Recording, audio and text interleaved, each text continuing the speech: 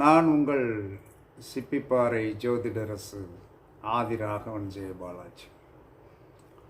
பெரும்பாலும் என்ன சொல்கிறான்னா இது யார் இந்த பொடுசு யாருன்னு பார்க்குறீங்களா? இது இன்றைக்கி என்ன சொல்கிறேன்னா, நான் வீட்டில் உட்காந்து என்ன சொல்கிறேன்னா இந்த ஷார்ட்ஸ் போடும்போது உள்ளே வந்துட்டு மடியில் உட்காந்துட்டு இருந்தாலும் என்ன சொல்கிறேன், இன்றைக்கி ஒரு நாளைக்கு இந்த ஷார்ட்ஸில் காட்டிடும்.